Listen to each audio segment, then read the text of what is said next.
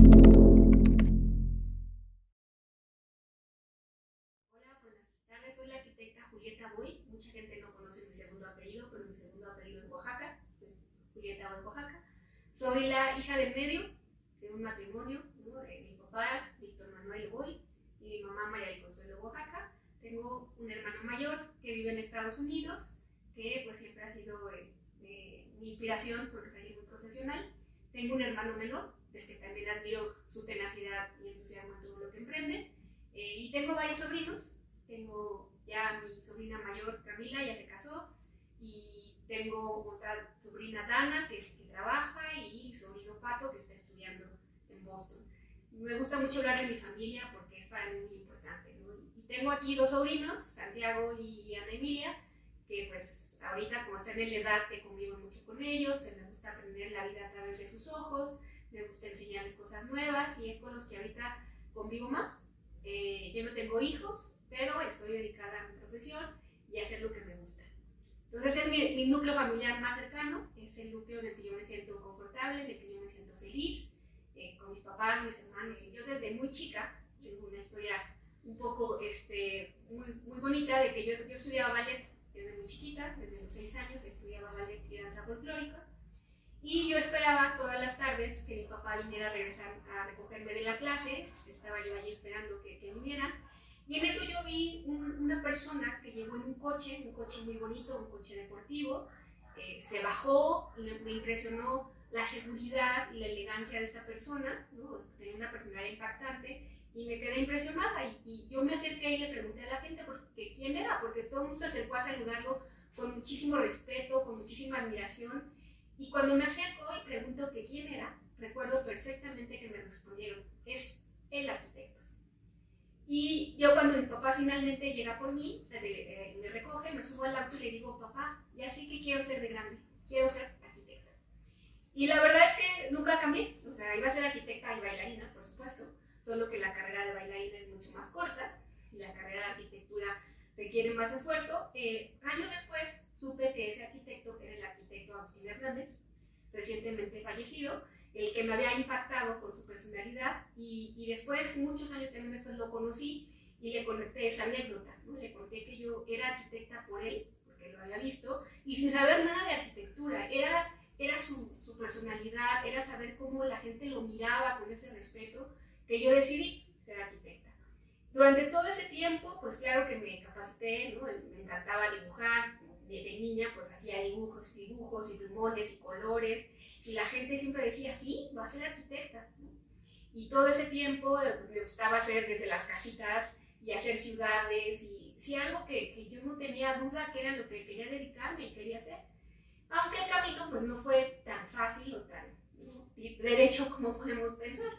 Justo antes de escoger la carrera, ¿no?, yo estudié en CCH Naucalpan, y ahí cuando empiezas a escoger el área y empiezas a escoger, te dan lo que es la desorientación vocacional, me empezaron a meter ideas de que no, arquitectura es muy complicado y que arquitectura es una carrera de hombre. Incluso había elementos de mi familia, no la cercana, que me decían que cómo iba a estudiar eso, que quién iba a contratar a una arquitecta, o sea, que era muy difícil. Y además, pues yo tenía la intención de estudiar en Ciudad Universitaria. Siempre he tenido esa ilusión de trabajar, de estudiar, perdón, ahí, porque ahí estudiaron mi padre, mis tíos, ahí se conocieron mis papás. Y tenía esa ilusión de estudiar en ese gran campus, ¿no? que es el campus de Ciudad Universitaria. Entonces, para poder ingresar a esa facultad que normalmente te dirigen conforme vives, yo puse que quería estudiar diseño industrial, ¿no? Y como la escuela de diseño industrial estaba en Ciudad Universitaria, entonces directamente me mandaron para allá. Pero pues hay un año de tronco común con arquitectura, o sea, todo un año es arquitectura y estudian ahí los que van a hacer diseño industrial, hacia urbanismo, hacia paisaje. Y para entrar a la escuela de diseño industrial, tú tienes que hacer un examen, entran pocos alumnos, tienes que hacer un portafolio, te hacen una repentina, y yo hice todo ese procedimiento, pensando que diseño industrial era una carrera más de mujeres. No sé por qué pensaba eso, pero creí que como era otra escala, iba a ser una carrera. Pero al final, aunque me aceptaron en la escuela de diseño industrial, yo dije, pero si yo siempre había querido ser arquitecta, o sea, siempre algo que he tenido claro en la vida era eso. Y pues me quedé en Sin embargo, el primer año de arquitectura fue muy complicado, fue muy difícil. Quien quiera que haya estudiado en UNAM sabe que los maestros son muy estrictos, sabe que existía, porque quiero pensar que ya no existe, esa idea de que si no te presionan y te ponen tareas de más, no estás aprendiendo, ¿no? Entonces yo de venir de ser la niña estudiosa, ¿no? Que sacaba 9 y 10, de pronto sacaba 5. O de pronto ya 6, decían que 6, más de 6 era vanidad, ¿no? Entonces como que me agobié demasiado ese primer año, como que me sentí abrumada con todos los trabajos, sentí demasiada presión y de repente dije, bueno, a lo mejor no nací para esto, ¿no? O sea, a lo mejor es lo que siempre quise ser, pero no tengo las capacidades. Y entré en una de mis primeras crisis profesionales, ¿no? Creo que todos hemos pasado, y ahí pues como que paré un momento y dije, no sé si quiero seguir en esto, ¿no? Quizá no sea buena. Y pues yo soy muy competitiva, soy muy perfeccionista y si me iba a ser buena en algo, pues ya no quería hacerlo, ¿no? Si no tenía las habilidades. Y afortunadamente conocí un maestro, el arquitecto Campo, que también ya falleció, que él como que me vio perdida, ¿no? Como que me vio y entonces me consiguió un trabajo, o me dijo que había un trabajo en una obra muy cerca de la universidad, sobre Avenida San Jerónimo, y me dijo, ¿por qué no trabajas? ¿No? O sea, empieza a trabajar para que realmente veas si esto es lo tuyo. Y entonces a los 21 años empecé mi primer trabajo en arquitectura, que era esta obra. En esta obra ganaba yo 5 pesos la hora. Y en esta obra mi trabajo era muy sencillo, o sea, había heliográficas y maduros, que seguramente muchos que ven este video no tienen idea de qué se trata, pero eran unas copias gigantescas que se hacían de los planos, y en lugar de volver a hacer el plano, se hacían correcciones sobre las heliográficas, ¿no? Con un líquido que olía horrible, que despintaba y volvías a trazar sobre él, y los maduros era un plano más como albanene, cafezoso, entonces yo corregía los planos ahí en la obra con mi respirador, de que pues cada departamento era una torre de departamentos, a veces llegaban los dueños y querían cambios, entonces yo tenía que ir ajustando, dibujando las diferentes solicitudes de los clientes y hacía los ajustes, ¿no? Y me acuerdo que había un Leroy para poner los textos y entonces era básicamente la dibujante ahí en obra y pues después me empezaron a poner tareas como que contara los costales en la bodega, como que llevara el inventario y la verdad es que antes era como mucho esa facilidad de que tú llegabas el horario que podías, trabajabas, ponías tus horas y te ibas, ¿no? A los estudiantes no es que hubiera un horario fijo, eso te permitía estudiar y trabajar.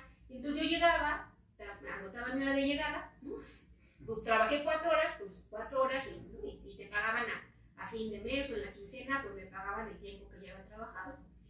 Y ahí ese primer momento en la obra, pues sí fue impactante, ¿no? Porque pues yo soy pequeñita, flaquita, ¿no? Y entonces la gente ahí en la obra como que brincaba mucho mi presencia. Y fue mi primer encuentro con los trabajadores de la construcción, que son maravillosos, y yo creo que en ese momento ellos tenían más miedo de mí que yo de ellos, ¿no? Era como en Monster Inc., ¿no? Que llevaba el calcetín y me veían como raro. Y pues ahí yo me acercaba, o sea, la gente, los maestros ni siquiera me miraban a la cara, ¿no? O sea, miraban para abajo, como que no se dirigían a mí, se dirigían al arquitecto, y fue difícil, en el sentido de que, digo, nunca fueron groseros, pero era difícil ganarme su confianza, ganarme su, ¿no? Pues su respeto, o por lo menos que acercarme y me enseñaran, ¿no? Yo lo que quería era aprender, y pues poco a poco me sentaba a comer con ellos, y les hacía preguntas y tal, y pues me fui ganando su respeto, y empecé a sentir esa sensación de estar en obra, que es increíble, de cómo ver que las cosas se van construyendo, el ver cómo todo lo que yo veía en la escuela, que me confundía, ¿no? Porque tienes estructuras, instalaciones y tal, de pronto verlo ahí todo junto, o sea, me hizo entender y me hizo recordar que realmente amaba eso, ¿no? Que realmente era el mundo en el que yo quería desarrollarme, ese mundo de concreto y acero, y ese mundo de dibujos y planos, y bueno, pues continué la carrera de arquitectura, ya mucha más relajada, no tan intensa, porque yo también estaba como muy intensa, y terminé la carrera, promedio no malo, no perfecto, me hubiera gustado tener mejor promedio, pero eso me permitió terminar bien, hacer mi tesis, me titulé en tiempo, ¿no? Creo que la tesis es un proyecto para titularte, no para lucirte, pero aún así me tardé un tiempo, ¿no? Y presenté mi examen Y ese fue uno de los momentos más bonitos, ¿no? Más emotivos. Es cuando llegas a un primer logro o objetivo que tienes en tu carrera, que es titularte. Sí. Porque a veces acabas la carrera y no te titulas. Y para mí ese día, con toda mi familia otra vez ahí, ¿no? Presentar tu examen, los sinodales, toda esa formalidad que hay en la UNAM, ¿no? Me pareció increíble y fue un día muy feliz, aunque estaba muy nerviosa. Pero creo que presentar mi proyecto de tesis fue muy bonito y que te den tu diploma y que hagas el juramento y toda esa ceremonia, esa formalidad me pareció muy linda y lo disfruté y fue un día muy feliz para mí. Y después de eso yo tenía también un siguiente objetivo, ¿no? Siempre desde muy pequeña quise estudiar fuera de México, ¿no? Quería conocer otras formas, quería conocer otros sistemas, porque también a veces aquí te enseñan una cierta manera y siento que tanto te dicen estructura, presupuesto, instalaciones, y que llega un momento en que tu creatividad como que se limita, ¿no? Sentía que a mí me faltaba soltarme, me faltaba un poco el meterte más en rollos conceptuales, en proyectos, y pues busqué muchas opciones, busqué muchas becas, ¿no? Para poder irme a estudiar al extranjero, porque pues no había las posibilidades de irme a Harvard o algo así, ¿no? Era, aunque hubiera sido mi ilusión. Y entre los varios programas que encontré, como muchas personas que ahora conozco, pues me fui a estudiar a Barcelona, ¿no? Estudié en la Universidad Politécnica de Cataluña, estudié un año allá, estuve allá, que pues era mucho más la experiencia de vivir en otro país, de estar sola, de un poco también salir del núcleo familiar mexicano, que somos muy unidos, ¿no? Entonces como que para mí era una aventura súper emocionante. Allá estudié un máster en arquitectura efímera, que quien me conozca lo que hago ahora, pues nunca se lo hubiera imaginado, pero ese taller de arquitectura efímera me sirvió tanto, porque todo era conceptual, ¿no? Todo era algo de la idea, es algo efímero, es algo que no tiene que tener una cimentación profunda, ¿no? Sino que usas mucho el ejercicio plástico, estudiamos muchas cosas, iluminación, materiales, hacíamos escenografías, montajes de efímeros de papeles o de sensaciones o happenings. Entonces todo ese mundo de arte, ¿no? Que vivía allá me encantó, me envolvió. Bueno, la ciudad es increíble, el mundo estudiantil, ¿no? O sea, conoces personas de muchas partes del mundo, los catalanes que también tienen su personalidad. Entonces todo el tiempo estar haciendo estos ejercicios de diseño, no todo estar todo el tiempo hablando de teorías y cosas, me encantó, porque era lo que yo sentía que me hacía falta en mi carrera, siento que fue un complemento, aunque luego mi mente práctica, cuando estábamos haciendo ejercicios en equipo, me frustraba que no llegaban a nada, ¿no? O sea, no, porque el concepto del humo y no sé qué, y yo siempre tenía que sentarme, a ver, no, ¿cómo vamos a hacer? ¿Y cómo lo vamos a hacer? ¿No? O sea, sí me ayudó, pero al final mi personalidad siempre es práctica, ¿no? Es estructurada de cómo vamos a hacer las cosas. Para mí las cosas deben ser construibles, deben ser ejecutables, ¿no? No puedo cuando te quedas en el concepto y admiro a esa gente, pero mi mente enseguida empieza a trabajar en cómo lo vamos a construir o cómo se va a ejecutar el proceso, ¿no?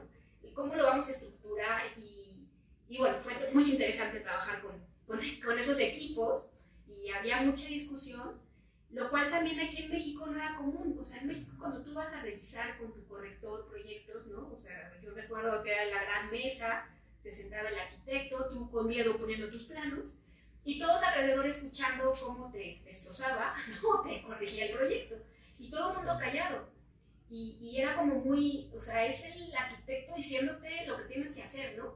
Y no había tanto esa discusión, no había ese diálogo, era como él es el arquitecto y respetas y no puedes contradecirlo. Y la verdad es que eso en Barcelona era muy diferente, porque además ahí todo el mundo se metía y como son los españoles usaban malas palabras, te decían tu proyecto es una no sé qué, y también fue interesante empezar a recibir críticas, ¿no?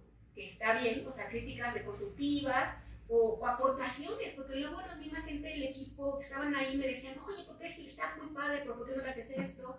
Y era un esquema de enseñanza muy diferente al que yo estaba acostumbrada y también fue muy interesante y sigo con esos procesos. Cuando yo trabajo en equipo, en proyectos, yo quiero que todos participen ¿no? y cuando doy clases sobre eso, pues también busco que la gente, o sea, no nada más sea un profesor hablando y el otro escuchando, sino que haya diálogo, discusión. eso es algo que me gusta mucho y propicio, porque siempre de la discusión respetable, siempre una discusión inteligente, madura, salen buenos proyectos y mejores ideas, ¿no? Y a veces no estamos acostumbrados nosotros, primero, a recibir críticas, pero tampoco a hacerlas. O sea, uno veía los proyectos de sus compañeros y no decías nada. Y eso también es algo que aprendí allá, que me gustó mucho. Y bueno, pues tuve que, el momento de regresar a México, que no fue fácil, pero bueno, había que regresar y empezar a trabajar y ya entrar de lleno a la vida adulta y responsable de mantenerse a sí mismo, y tenías ya tus padres cumpliendo, darte una carrera, y uno tiene que salir adelante. Entonces, mi primer trabajo regresando fue en Consorcio ARA, que es una desarrolladora de vivienda de interés social, muy grande, en ese momento era enorme, y se la pasaban haciendo proyectos por todos lados, pero proyectos gigantescos, ¿no? De 40,000 viviendas, ¿no? Era una empresa muy grande que hacían enseña casitas, ¿no? En ese momento la vivienda de interés social me parecía interesante, me parecía un tema increíble. Desafortunadamente yo venía con mis ideas, ¿no? Muy teóricas y del arte y filosóficas, que no eran como muy bien recibidas.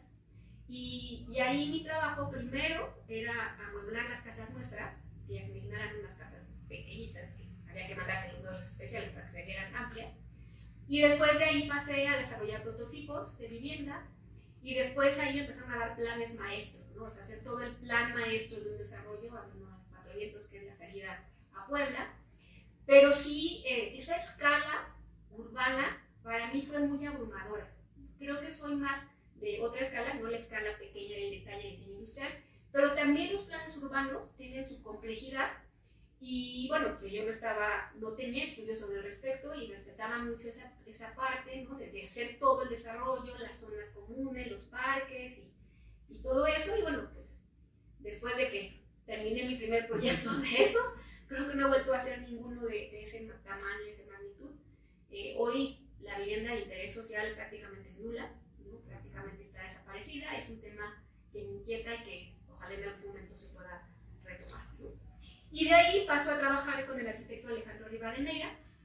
Alejandro también hacía muchas viviendas, solo que cambié de la escala de interés social a hacerle, como digo yo, las casas a los ricos y famosos, ¿no? Y con Alejandro, a quien también le tengo mucho cariño y respeto, aprendí el detalle fino de las cosas, de cómo diseñas hasta la juntita, la jaladera, la ventana. O sea, todo es un diseño custom, ¿no? No hay cosas estandarizadas con la vivienda de interés social.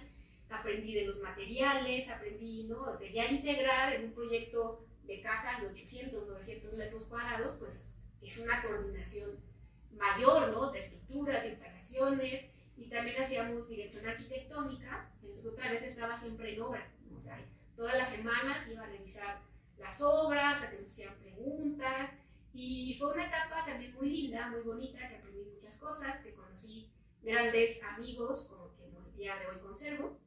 Y bueno, llega un punto en el que en esos despachos aprendes y pues hay que seguir creciendo, ¿no? O sea, llegas hasta donde tienes que llegar y ya no hay crecimiento, porque así es la estructura de muchos despachos en México, ¿no? Que es el arquitecto y llega uno hasta un punto y no existe ese concepto de associate, o bueno, ahora cada vez hay un poquito más, pero pues antes eran estos talleres, ¿no? Que llegas hasta ahí y cuando uno, te puedes quedar ahí cómodamente, ¿no? Pero cuando uno tiene inquietudes, pues quiere algo más, ¿no? Y entonces me salgo de con Alejandro para empezar a hacer proyectos por mi cuenta, empezar a hacer casas que me encargaban.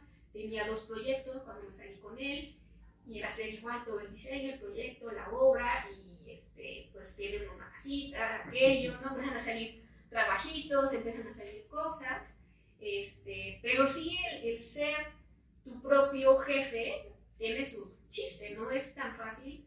Yo lo mío es el diseño, la construcción, no soy buena con los números administrativos, y pues trabajaba muchísimo, ¿no? O sea, no había diferencia entre lunes y domingo, porque te despiertas, trabajas, porque es para ti mismo, ¿no? También hice unas sucursales de bancos que trabajabas en las noches, mi coche iba lleno de costales todo el tiempo y materiales, y yo les decía que era como la Cenicienta, que a las 12 de la noche, pues esta princesa se convertía en Cenicienta, porque al revés, ¿no?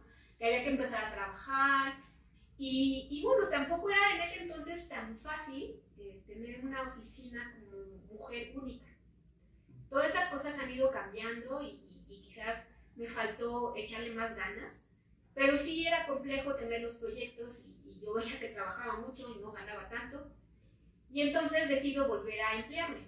En ese entonces yo quiero dar clases, desde entonces yo tenía intenciones de dar clases, porque me gustaba y porque pensé que puede ser un complemento a lo que gano, ¿no?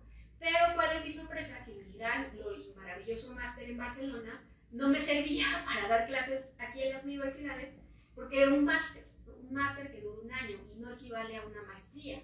Y aquí para que des clases en la universidad tienes que tener una maestría.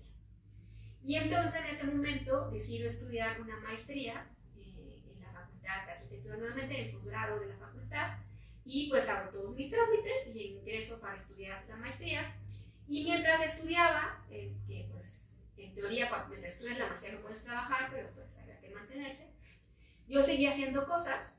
Empecé a trabajar con el arquitecto José Pichotto, otra gran persona en mi vida, una persona que también admiro y quiero mucho, y él me dio la oportunidad de trabajar con él medio tiempo, sabiendo que yo estaba estudiando, y en las tardes, o sea, trabajaba con él en las mañanas, en las tardes me iba a la escuela, y también me daba muchísima flexibilidad. Yo tenía entregas o trabajos, o sea, siempre hubo comprensión y apoyo de su parte, ¿no? Yo lo ayudaba en sus conferencias, lo ayudaba en hacer presentaciones, me ayudaba en traducciones, y lo ayudé a empezar a montar en todos sus edificios de viviendas el departamento nuestro, ¿no? A amueblarlo y las casetas de ventas. Mi trabajo con Pepe era muy variado y me daba la oportunidad de estudiar, ¿no? Sí fue muy pesado porque sábados y domingos yo estaba en la biblioteca ahí general de la UNAM, en la biblioteca investigando, sacando citas, trabajando en lo que sería mi tesis. Mi trabajo de investigación en la maestría se llamaba Paisajes efímeros en el espacio público, porque lo que quise mezclar era justamente lo que había estudiado en Barcelona, que tanto me apasionaba, pero con una implementación práctica aquí en la ciudad.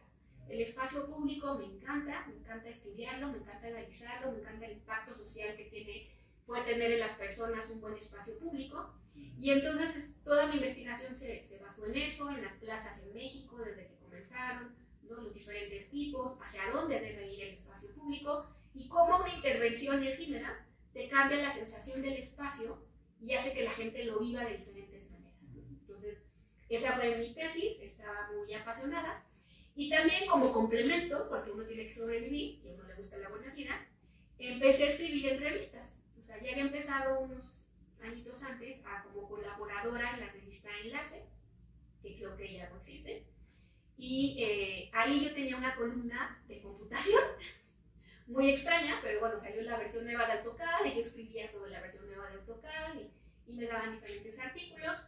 De ahí me invitaron a colaborar en la revista Obras, ¿no? Que también creo que ya está extinta.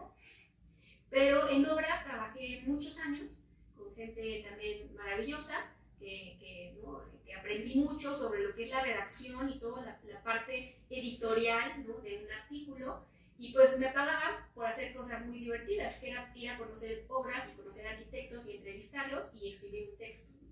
Entonces era una dinámica diferente. Hoy ya no existe tanto ese editorial que había en ese entonces, ¿no? Que tenías que escribir un artículo muy bien estructurado, ¿no? Describiendo el proyecto, conclusión, entrevistabas. Yo para un artículo tenía que entrevistar a 3 personas mínimas, ¿no?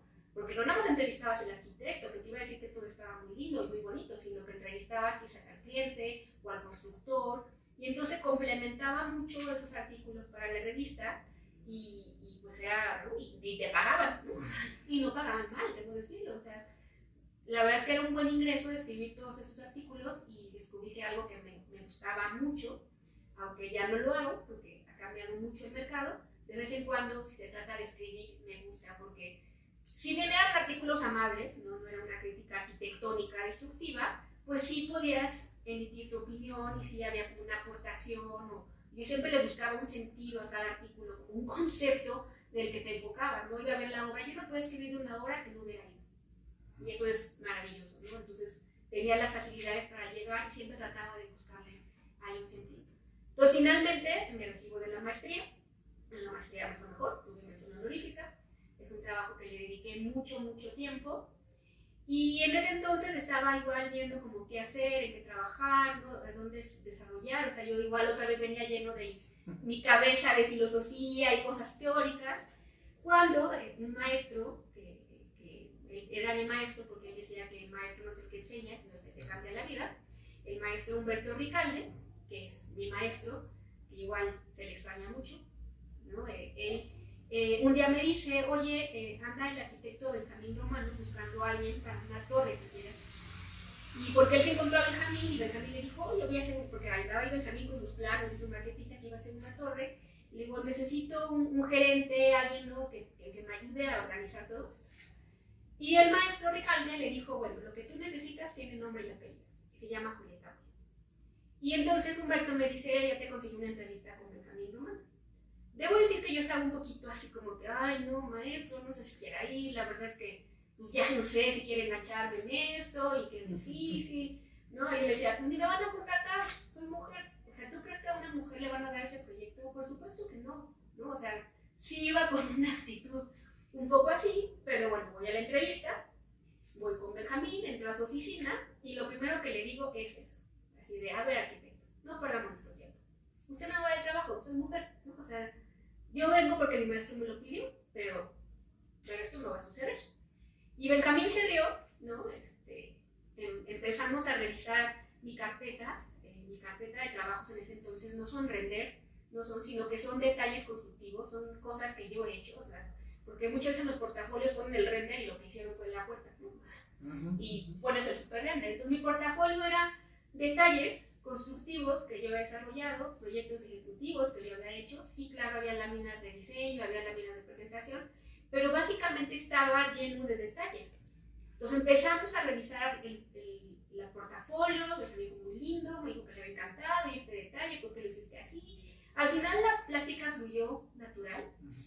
Y ya cuando yo venía en el elevador, recuerdo así ya de regreso, bajando, yo, o sea, ¿qué hice? ¿Cómo le dije eso? Estoy loca, ¿no? O sea, de verdad me pasé, ¿cómo se lo dije?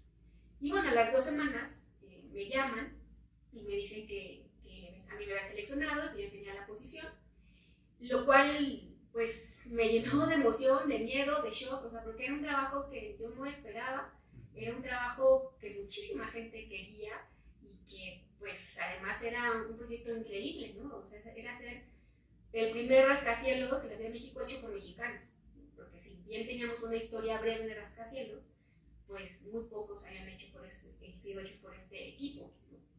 Y sí, una de las razones por las que se me selecciona es porque se necesitaba alguien con el nivel constructivo y desarrollo del proyecto, pero que al mismo tiempo tuviera un alto nivel de inglés, ¿no? Porque este proyecto se iba a hacer con oficinas extranjeras en cuanto a la estructura, las asesorías y todo, y las juntas eran en inglés, entonces estaban un cierto, ¿no? Pues, desarrollo y experiencia. Y entonces encontraba quien hablaba inglés, pero no tenía el conocimiento técnico, y el que tenía el conocimiento técnico no hablaba inglés, y entonces al final, pues yo conjuntaba ambas, aunque debo decir que en un principio las juntas fueron muy difíciles porque eran cosas que ni en español sabía cómo se decían, ¿no? Mucho menos en inglés, pero y una cosa es hablar inglés y otra cosa es saber el inglés técnico, ¿no? O sea, hay cosas muy especializadas, pero pues yo si no sabía algo preguntaba y pues poco a poco te vas familiarizando con los términos, con las cosas que vas aprendiendo. Fue muy, muy, muy interesante, ¿no? El empezar a entrar a este equipo de grandes ingenieros, también grandes profesionales. Y bueno, pues se volvió el proyecto más importante de mi carrera hasta el día de hoy. Yo espero que vengan otros proyectos, pero pues ahí yo siempre le reconozco a Benjamín Romano no solo la oportunidad que me dio, que él confió en mí, él independientemente de mi sexo, él decidió que yo tenía las capacidades necesarias para liderar ese proyecto. Y aparte de darme la oportunidad, él siempre me apoyó. Y eso siempre se lo reconozco. O sea, él decía, Julieta es la jefa, ¿no? Había muchísima gente que quería brincarme, había muchísima gente, ¿no? que no quería hacerme caso, y él siempre me dio mi lugar.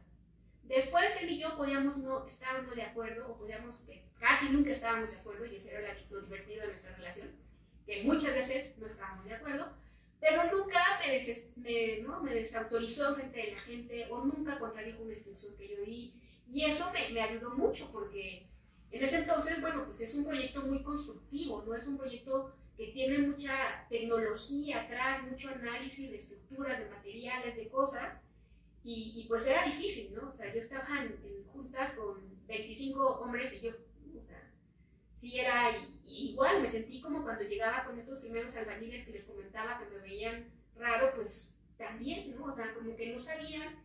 Y en ese momento me empiezo a tener cierto, ¿no?, reconocimiento porque era una mujer en obra, ¿no? Entonces siempre yo subía fotos en las redes sociales y con mi casco y como que documenté todo el proceso.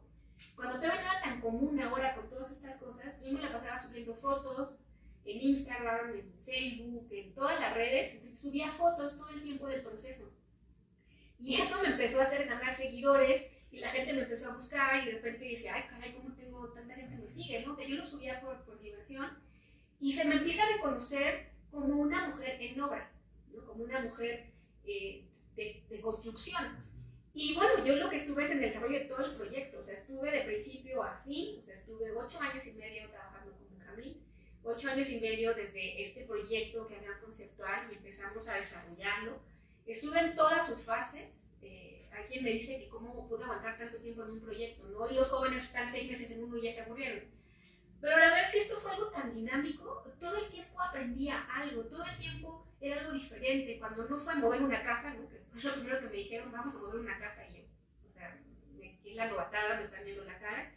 Y no, movimos una casa, ¿no? Fue un trabajo igual de mucho tiempo, que yo estaba en la coordinación, mi equipo dibujaba los detalles, dibujaba todos los cortes, todo eso lo organizamos. Claro que estaba ese movimiento coordinado por ingenieros, ¿no?, por el Instituto de Ingeniería de la UNAM, el doctor Roberto Meli, Rodolfo Valles, Ismael Vázquez, y todo eso se coordinó, pero yo estaba atrás como la arquitectura, ¿no?, haciendo todos los dibujos e integrando todo. Siempre nosotros estábamos integrando. Pues tan solo ese movimiento se fue en un año, ¿no? Y así se me fueron pasando el tiempo, se me fue pasando, ¿no? Cada fase la disfruté enormemente, los muros Milán, la excavación de los sótanos, y durante todo ese proceso conocí gente muy valiosa, gente que es muy importante en México, empresas que son las grandes aquí, y quizás en un principio no eran tan amables conmigo, pero poco a poco me los fui ganando, ¿no? Y sobre todo es cuando uno no sabe, dices no sabe. O sea, si yo no sé algo, digo no sé, explíquenme, ¿no? O no entendí, ¿no? Díganme cómo es. Yo a veces las primeras juntas de la estructura, ¿no?, sobre todo cuando estaba viendo las inventaciones, pues yo estaba escuchando y no entendía nada, ¿no? O sea, iban tan rápido y esto, y la fricción y todo, y yo así poniendo atención. Y la verdad es que yo siempre al final me acercaba con los ingenieros y le decía, sobre todo hay una ingeniera, Tabita Tavolaro de ARU, y le decía, I don't get it, ¿no? No entendí. Y hubo grandes personas que tuvieron mucha paciencia conmigo y se sentaban y me explicaban con manzanas y peras hasta que yo entendiera y pudiera seguir con el desarrollo del proyecto, ¿no? Y también uno va ganando más confianza cada vez, confianza que me daban ellos, confianza que me daba Benjamín, confianza que me daba el empezar a conocer las cosas y entenderlas. Y bueno, ya imparable, ¿no? Después, porque después de desarrollar todo el proyecto arquitectónico, los detalles, toda la parte de la simbra, toda la parte que nos metimos, bueno, pues había la dirección arquitectónica y este tipo de proyecto tenías que estar ahí. O sea, yo no podía dejar que nadie interpretara o cambiara el proyecto, ¿no? O sea, ahí sí era muy estricta y sobre todo estricta con la calidad. O sea, si alguien tiene la posibilidad de ir a la torre, pues se ve la calidad y es una calidad que cuidamos muchísimo, ¿no? Todo mi equipo, que tenía gente ahí en sitio revisando cada parte, éramos un equipo joven, ¿no? O sea, la verdad es que esta oportunidad me llegó joven, ¿no?, pero eso no importó para aceptar el reto, para llevarlo a su fin y para desarrollarlo, ¿no? O sea, el entusiasmo, claro que fue pensado, claro que hubo días que decía, ¿por qué no hicimos una torre cuadrada como todo el mundo? O sea, ¿por qué? Pero siempre al final la satisfacción de verlo terminado, construido, de todas las relaciones y gente que conocí ahí, pues es una experiencia que no cambiaría por nada, ¿no? Y ese proyecto de pronto me dio una exposición que quizás yo no buscaba, ¿no? O sea, de pronto la gente me empezó a entrevistar, me empezó a llamar, ¿no?, de radio, de las revistas, del cine, no de la televisión, perdón, y bueno, el cine todavía no. Y a mí no dejaba entre sorprenderme, entre me sentía un poco inhibida, ¿no? Yo no entendía qué había hecho para que la gente me entrevistara o quisiera saber de mi experiencia, ¿no? Y también mucho era, siempre que me sentaba era la misma pregunta. ¿Y te hacen caso porque eres mujer? ¿Y qué hace una mujer dirigiendo una obra? Entonces, esas preguntas me empezaron a hacer sentir al principio incómoda, ¿no? Y decía, ¿por qué me preguntan lo mismo? ¿Por qué no me preguntan de mi trabajo? ¿Por qué no me preguntan, no? Y en un principio yo me molestaba. Después, como siempre trato de hacer con las cosas, le quise buscar un lado positivo y dije, bueno, esta es la oportunidad, si estoy teniendo esta exposición, debo aprovecharla para hablar por todas las mujeres que están en este medio, por todas las mujeres que como yo quieren desarrollarse, que por fin, ¿no? Tengo los micrófonos, ¿no? Y como que cambié mi chip y dije, no, pues aprovechemos que tengo los micrófonos. Como verán, a mí me encanta el micrófono y a mí el problema es callarme, pero entonces empecé a disfrutar las entrevistas, empecé a disfrutar los programas de radio, empecé a disfrutar el que la gente me llamara, me buscara, ¿no? Hubo varios artículos que yo no entendía, gente que llegaba de punto de la nada y me lo daba para firmar, ¿no? Y yo, o sea, me sorprendía. Hubo un artículo que me acuerdo que la fotógrafa quería sacar algo como muy femenino, como muy, ¿no? Impactado ahí en contraste con la obra, y yo los clichés me costaban un poco de trabajo, entonces me decían, no, ponte tacones. Y yo, no voy a poner tacones, ¿no? Así como. Y entonces yo tenía un casco rosa que me había regalado un contratista, que la verdad lo tenía guardado en mi locker porque yo usaba el mismo casco que todo el mundo, ¿no? Teníamos un casco con nuestro logotipo, nuestro nombre, y le digo, pues tengo un casco rosa. Ah, sí, perfecto.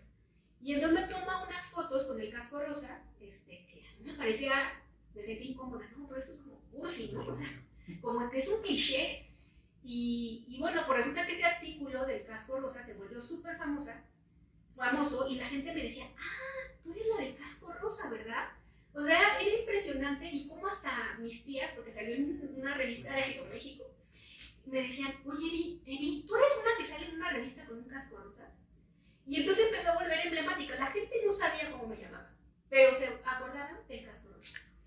Y desde ese momento ese casco rosa se volvió mi emblema, ¿no? Entonces ahora siempre que voy a una obra, llevo mi casco rosa. Ya no me importan los clichés, ya no me importa lo que digan, me gusta el color rosa y me gusta mi casco. Y de ahí empezaron a salir todos estos artículos, empezaron a dar muchas conferencias, que al día de hoy doy mínimo una conferencia al mes. Y cada vez que digo, ya va a ser la última que voy a dar, pero me siguen y me siguen llamando y me siguen llamando, y no sé cómo no se aburren de escucharme. Pero bueno, dar conferencias también es una actividad que me gusta mucho. He ido cambiando los temas de mis conferencias, ¿no? Ya no hablo solo de Torre Reforma, hablo del papel de la mujer en la construcción, hablo de la historia de rascacielos en México, hablo, ¿no? de mis proyectos, hablo de muchas otras cosas, y bueno, la gente siempre quiere que les hable de Torre Reforma, ¿no? Pero pues yo, que fui una artista, ¿no? Una bailarina con su carrera trunca, que amaba los escenarios, para mí los foros de las conferencias es mi escenario, y amo hablar y presentar y tener un público cautivo. Pero bueno, se acaba Torre Reforma, o sea, pues todo tiene un principio y un fin, se termina, y pues yo dije, se acabó mi carrera, ¿no? ¿Qué sigue después de esto? ¿No? Y sobre todo sentía mucha presión de que todo el mundo me preguntaba, ¿y qué vas a hacer? ¿Y qué sigue después? Entonces la expectativa era más alta que la torre, ¿no? O sea, una expectativa, y más por toda esa difusión que ya había tenido, por todos esos medios, o sea, todo el mundo esperaba, ¿qué sigue? ¿No? Y otra vez se vuelve la pregunta incómoda, ¿y qué va a seguir después de esto? Y yo no tenía idea de qué iba a seguir después de esto. Sentía una presión enorme, sentía que tenía que aprovechar el momento, ¿no? O sea, porque pues a lo mejor me pude haber parado y hecho otras cosas. Yo quería seguir haciendo cosas, o sea, ¿no? A ver, tenía una experiencia enorme, era todavía muy joven y quería seguir experimentando, no quería parar, porque, ¿no? O sea, también se tomó un año sabático, yo no quería parar, yo no quería un sabático, yo quería seguir y seguir creando y haciendo cosas. Y en ese ínter en el que estoy buscando mi posición, pues me llega una oferta para hacer un rascacielos, y era casualmente un rascacielos que había diseñado Zaha Hadid. Entonces se pueden imaginar mi cara y mi entusiasmo cuando pues yo lo que quería seguir haciendo es rascacielos, ¿no? E imagínense desarrollar el rascacielos de la arquitecta más famosa del mundo. O sea, para mí era un sueño, era no podía creer que la vida me diera esa oportunidad. Y bueno, pues dejó a Benjamín, como tiene que estar en todos lados, ¿no? O sea, llegas a un punto y yo quiero salir, quiero crecer, quiero hacer cosas. Y en ese momento, pues estaba Benjamín en una pausa, ¿no? Y él lo entendió, me apoyó y todo, y pues me voy a desarrollar ese conceptual. Zaha Hadid había muerto recientemente y había dejado ese proyecto conceptual. Y me paso a desarrollarlo, a trabajar, trabajé con la oficina de Londres, trabajé con el equipo de Patrick Schumacher, ¿no? Que se queda a cargo, y empezamos a hacer el desarrollo de esa torre a lo que se llama DD, ¿no? O sea, todavía es una etapa previa, es el desarrollo de diseño, la etapa previa a los documentos de construcción. Empiezo a armar un equipo como el que tenía en Torre, me traigo otra vez a Aru, me traigo a otros asesores, me traigo a las empresas, y empiezo yo a pues dirigir este proyecto como un nuevo reto, ¿no? Tenía una forma, pues imagínense las formas de Zaha, ¿no? La Torre Mora se tosía y agraviada y tenía sus complicaciones. Pero bueno, también en Torre Mora aprendí que no todos los proyectos llegan a conclusión, ¿no? O sea, después de ver cómo ha sido un desarrollo de este proyecto de Torre Reforma, yo creí que todos los proyectos eran así, y pues no, hay muchas circunstancias para que los proyectos se lleven a cabo. Uno de ellos son los permisos, ¿no? Y en ese momento hay un cambio de gobierno y se paran todos los permisos de construcción, ¿no? Y saben, cuando iniciamos, pues de pronto no había licencias, y mucho menos licencias para edificios de tanta altura, y mi entusiasmo por hacer rascacielos pues se ve truncado, ¿no? Se ve pues no se ven a la vista que se hagan más proyectos de gran altura en la Ciudad de México. Y era lo que yo quería seguir haciendo. Yo quería todo eso que había aprendido y que tenía aquí en mi cabeza, plasmarlo y hacer otro gran rascacielos, ¿no? Y hacer otras cosas. Pero pues a veces la vida deja por otros caminos y pues no se lleva a cabo la torre de Zaha. Incluso ahora ese terreno ya es el proyecto de alguien más, ya no se va a hacer este proyecto. Pero pues fue una experiencia increíble, muy increíble, otra vez trabajar con equipos internacionales. Y de ahí, siguiendo con los proyectos de gran escala, paso a trabajar como directora de arquitectura en una desarrolladora que hacía centros comerciales enormes, ¿no? En Hixa, en Nueva Hixa, y me dan a desarrollar una tipología de centro comercial que se llamaba Explanadas, que es un centro comercial, no de lujo, que se ubica en diferentes ciudades de provincias. Y pues bueno, también fue un reto muy interesante, es otra escala porque este es completamente horizontal, ¿no? O sea, son los mismos metros cuadrados que hice hacia arriba, nada más que en horizontal. Y igual es la coordinación, la dirección, la arquitectura, ¿no? y la construcción, y pues era muy parecido a todo lo que venía desarrollando, pero a otra escala, y a mí me encantaban las explanadas, ¿no? Era una tienda de lujo, pero tenía su encanto, eran grandes alerones de colores, tenían áreas de entretenimiento, y fue muy divertido, ¿no? También lo disfruté mucho. Se abrí Explanada Pachuca, Explanada Culiacán, se colaron en proyectos otros dos de explanadas, y bueno, tienen otras circunstancias que la vida nos vuelve a marcar, como es la pandemia. Inicia la pandemia de COVID, y bueno, pues lo que más pegó fue los centros comerciales, porque de pronto la gente pues se cerraron, no iban, se caen las rentas, y bueno, pues otra vez estas crisis que nos tocó vivir en nuestra época, pues impiden, ¿no? Y se detiene eso. Y se detienen las explanadas, y pues uno tiene que reinventarse, ¿no? Todo el tiempo tienes que estar buscando cosas, tienes que estar buscando en qué salir adelante. Y en ese entonces, un amigo mío, el doctor Jorge Valles, tenía un proyecto de una destilería de tequila en Tequila, Jalisco. El proyecto era de Mauricio Rocha. Bueno, es de Mauricio Rocha, y entonces durante la pandemia me dediqué a hacer, ¿no? todo lo que es el proyecto ejecutivo y sobre todo el desarrollo BIM, ¿no? O sea, desde que estábamos en Torre Reforma se empezó a trabajar en el Revit, se empezó a trabajar el sistema BIM, el choque, ¿no? y los flashes y todo esto, y entonces la empresa WSP estaba desarrollando todo lo que es las ingenierías y el desarrollo del proyecto de esta destilería, y a mí me llevan como el área de arquitectura para hacer todo el proyecto constructivo. Entonces, pues la pandemia se me fue haciendo planos entre viajes a Tequila, estancias allá, entonces se me hizo un poco menos pesada porque había esta actividad, ¿no? Y otra vez estar ahí en la obra, revisar los detalles, los avances. Fue igual un bonito proyecto, un interesante ejercicio. Y bueno, pues se acaba la destilería y no había trabajo, ¿no? Había cosas muy, muy complicadas, no había como que, pues estaba todo parado, sobre todo la gente estaba parado y nadie estaba haciendo nada. Y eso genera mucha frustración, ¿no? A mí me generó mucha tristeza porque me despertaba, veía mis correos, un correo, ya, ¿no? Y me sentía igual otra vez, yo siempre tengo muchas ganas de estar activa, hay veces que quisiera parar, pero no sé parar y no sé hacer las cosas. Y bueno, otro gran arquitecto y grandes amigos que tengo aquí, como es Víctor Márquez, me invita a un proyecto que tiene, un proyecto de, no sé si pueda decirlo, pero bueno, de lo que era la antigua Feria de Chapultepec, que próximamente se inaugurará, e igual empiezo con él a ayudarme en el desarrollo de todo este parque, ¿no? Y estamos pues todavía como que se espera que se abra próximamente. Ya se retrasó un poco la fecha, pero está igual haciendo lo que yo sé hacer. O sea, yo lo que me di cuenta después de toda la reforma, me acordé de mi maestro, que al final mi oficio es este y un lápiz. Y no importa el tipo de proyectos, no todos los proyectos son igual de espectaculares, pero todos los proyectos les deben dedicar el mismo entusiasmo y la misma pasión en el desarrollo. Y en esas cuestiones que estaba haciendo, pues me dije, bueno, pues estoy en una edad como a la mitad de mi vida, quiero pensar, que como les digo, yo todavía tengo muchas cosas que hacer, quiero hacer grandes cosas, si no vuelvo a hacer un proyecto como Torre Reforma, pues no importa porque ya el proyecto que hice pues es el mejor rascacielos del mundo y eso nadie me lo va a quitar. Pero quiero seguir haciendo cosas y entonces dije, ¿qué quiero hacer ahora? Y la verdad es que todos mis 30 años de carrera, hay muchas otras cosas que he hecho y que es un resumen muy breve, siempre he hecho proyectos en México, en la Ciudad de México y en todo el país México, ¿no? O sea, en playas, ¿no? En ciudades de provincia, pero nunca he hecho un proyecto fuera de México.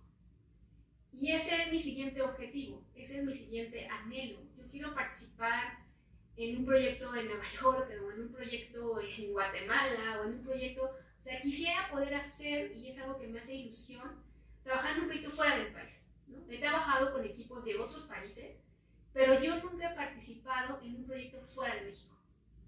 Y ese es mi siguiente objetivo, espero conseguirlo pronto, y es por lo que actualmente trabajo en una empresa que se llama Kensler, que es una empresa de arquitectura a nivel mundial, que tiene oficinas en todo el mundo, y pues para mí es un reto, ¿no? Es un reto trabajar en una oficina que tiene 100 personas tan solo en México. Es un reto aprender una nueva forma de trabajo. Si bien yo estaba acostumbrada a trabajar con estas empresas y un esquema y la elaboración de los planos, trabajar en Gensler es un reto porque es un esquema completamente diferente.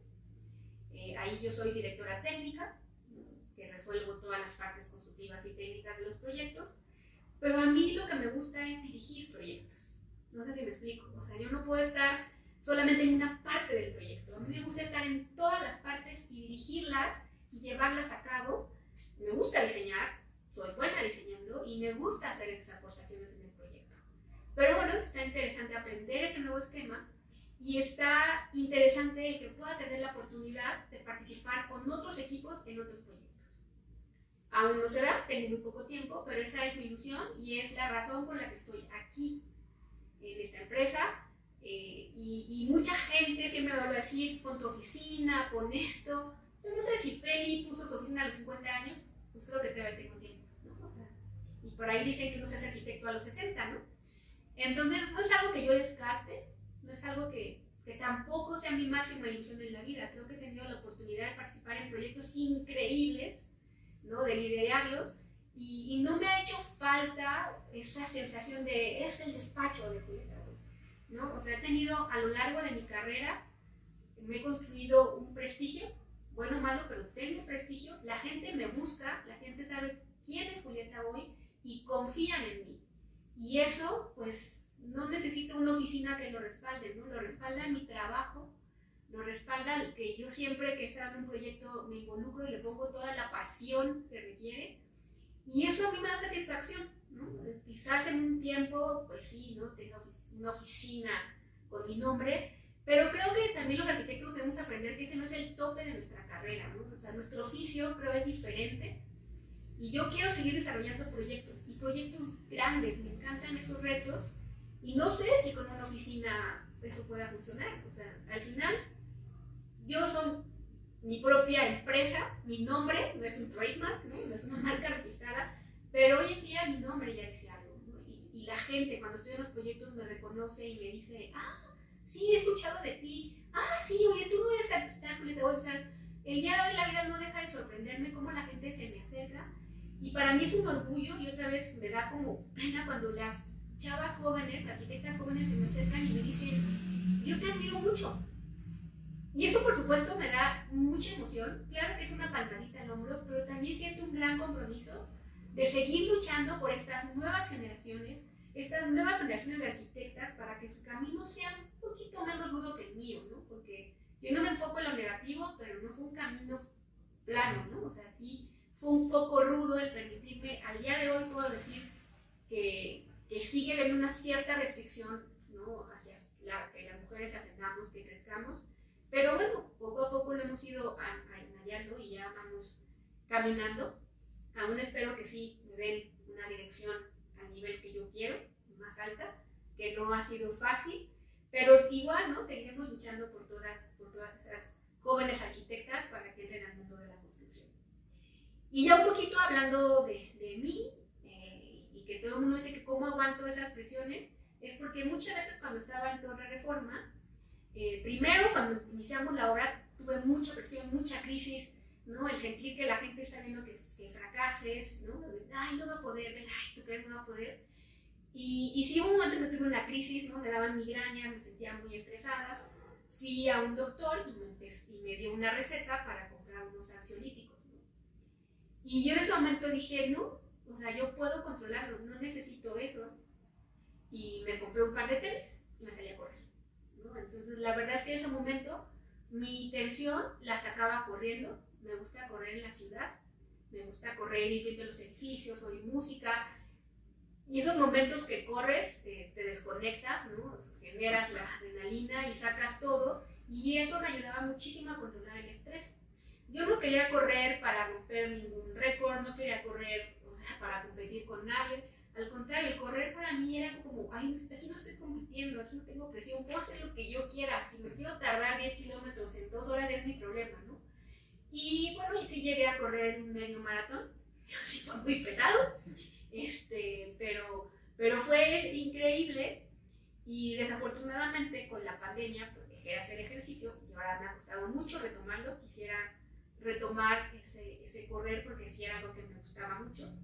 Y es un ejercicio que no tiene horas, ¿no? O sea, puedes ir a correr en la hora que quieras, en la mañana, en la noche, te llevas un par de tenis y no necesitas más, no de que voy al gimnasio y nunca vas, ¿no? Sino correr es para mí sí un desahogo, ¿no? Intenté yoga, no me funcionó, debo decirlo, porque cada quien tiene su forma de sacar las cosas. Y segundo, me encanta viajar, amo viajar y amo organizar mis viajes. O sea, yo un viaje lo planeo con mucho más de anticipación y tengo organizado qué voy a ver cada día, el tren, o sea, me encanta, o sea, desde el proceso de organizarlo, investigar qué hay, qué voy a visitar, ¿no? Cuando lo vives y cuando regresas. O sea, amo viajar, he tenido oportunidad de viajar a muchos lugares y bueno, también hace mucho que no hago un viaje largo porque normalmente cuando estaba en la torre me iba 2 semanas, una vez al año me iba 2 semanas. Y sin esas 2 semanas en las que yo me desconectara, no hubiera podido sobrevivir, yo creo que tantos años y tanta presión. Y trataba de desconectarme, o sea, no ver correos, digo, ahora ya está uno cada vez más en contacto, ¿no? Pero trataba de no ver correos. Yo siempre les decía, a menos que sea algo urgente, no me llamen, ¿no? O sea, porque si no te desconectas, si no aprende uno a soltar, terminas tronándote tú mismo. Y es una de las cosas que he aprendido que al día de hoy me cuesta, que es delegar, ¿no? Y confiar en tu equipo, y eso es súper importante. Y yo confiaba en mi equipo, o sea, todo el tiempo, a lo largo del año trabajábamos para que ellos tuvieran las herramientas suficientes para poderse quedar a cargo si yo no estaba. Entonces yo confiaba en ellos y les transmitía esa confianza de yo confío en ustedes, o sea, ustedes tienen que tomar las decisiones si yo no estoy. Si yo regreso a tomar una decisión, ahí se me voy a enojar, ¿no? Pero trabajábamos en eso. Ahí me encantaría ir a Japón, creo que sería mi siguiente objetivo, ir a Japón muchos días, conocer Japón de pe a pa. Y pues Sí leía, ahora la verdad es que debo decir que no leo tanto, leo muchos artículos en el iPad, pero pues como toda la gente me gusta ver mucho las series, o sea, el fin de semana me pongo una serie y me gusta verla de principio a fin, si hago un maratón de series de todo tipo, ¿no? O sea, a veces que puedo ver una muy banal, a veces te clavas en una más profunda, pero me gusta mucho ver eso. Y también, después de que, cuando yo les comenté que yo empecé a estudiar la maestría porque quería dar clases, bueno, durante todo este tiempo que les conté, obviamente no tenía tiempo para dar clases. Y hace un año empecé a dar clases y entré al TEC, el Instituto Tecnológico de Monterrey, y ahí empecé a dar proyectos de fin de carrera. Y este año, en enero, el semestre pasado, inicié en la UNAM, lo cual para mí es un orgullo enorme poder regresar a mi universidad que tanto me ha dado, porque estudié ahí desde la prepa, universidad, posgrado. No se me ha hecho hacer el doctorado, que es otro objetivo que tengo, pero estudiar el doctorado en la UNAM es muy complejo y en la pandemia creo que todo el mundo se le ocurrió estudiar el doctorado y no es tan fácil. Es igual, no tengo prisa. Si tenga 60, 70 años, haré mi doctorado algún día.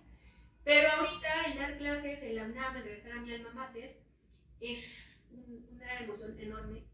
Disfruto muchísimo dar mis clases, amo a mis alumnos, me encanta ver sus caritas, me encanta, ¿no? Me encanta verlos atentos, o sea, ¿no? El que yo esté hablando y explicando algo, que pregunten. La verdad es que es algo que disfruto muchísimo, que me encanta, y aunque es muy complicado para mí, del trabajo, todas las actividades que tengo de ir a clases, pero cuando acabo la clase me siento satisfecha y digo, qué bueno que vine, ¿no? O sea, qué bueno que estoy aquí enseñando. Yo espero a mis alumnos enseñarles lo que yo siento que me faltó que me enseñaran, ¿no? Siempre se enfoca mucho en las universidades en el proyecto. Aquí yo en la UNAM doy construcción y me encanta explicarles por qué amo la construcción, ¿no? Por qué un buen arquitecto debe saber construir. Porque renders padres todos, pero llevarlos a cabo muy pocos. Y eso es lo que yo quiero transmitirles. Quiero que la gente no le tenga miedo a la construcción, no le tenga miedo a la obra y sepa que se puede desarrollar en muchas áreas. O sea, no todo es el proyecto. La arquitectura es una profesión tan linda que tiene tantos vértices que te puedes dedicar a muchas cosas. Y si no es que el proyecto está bien, ¿no? O sea, igual puede ser igual de exitoso. No transmitir esa sensación de no, es como no hice proyecto, no sé hacer, o luego cuando la gente dice, no, yo tenía una chica en un equipo que me decía, es que no estoy haciendo nada creativo. Y yo, ¿tú crees que resolver un plafón no es ser creativo? ¿Tú crees que hacer un despiece no es ser creativo? ¿Tú crees que hacer un detalle de una conexión con la estructura no es ser creativo? Todo eso es creatividad. Son diferentes tipos de creatividades, pero debemos entenderlas y conocerlas, y que puede ser mejor en uno que en otra, ¿no? O sea, y encontrar todas esas posibilidades y todo ese abanico. Entonces, ahorita el dar clases me emociona mucho. Mañana me toca clase, ya la estoy preparando, ¿no?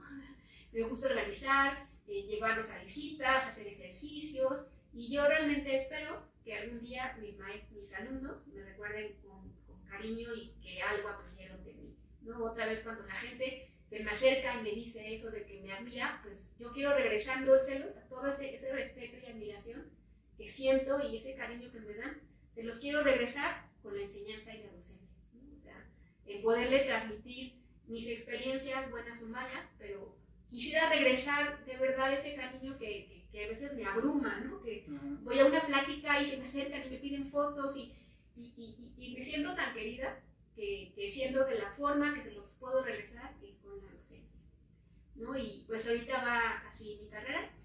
Yo espero hacer más cosas, siempre tengo muchas ganas y energía de hacerlos.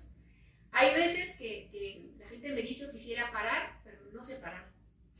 Yo quiero seguir haciendo, ¿no? Claro que ahora, a diferencia de antes, que trabajabas 12 horas y que no sabes medir los tiempos de descanso con los tiempos de trabajo, debo decir que la diferencia hoy en día conmigo es que sí trato de respetar mis horarios, sí trato de no hacer del mártir de la arquitectura, que eso nos enseña, ¿no? Hacernos los mártires de la arquitectura. Y sí, habrá días que no duermes, pero eso no debe ser la regla, ¿no? Y trato de organizar mucho mis tiempos de trabajo para que se me permita hacer actividades como esta, que estoy hoy aquí con ustedes, ¿no? De poder dar conferencias, poder dar mis clases. Y sí ya organizo mejor mi tiempo para tener tiempo de descanso, de esparcimiento y de viajes, lo cual antes era una enajenada del trabajo y creo que eso no está bien. Hay que tener un tiempo para uno, para tu vida personal. vida, ese es mi balance. Espero les haya servido lo que les cuento. Y mis redes sociales son julieboy, arroba julieboy, tanto en Instagram, Twitter, bueno, ahora X y demás. Entonces, les invito a que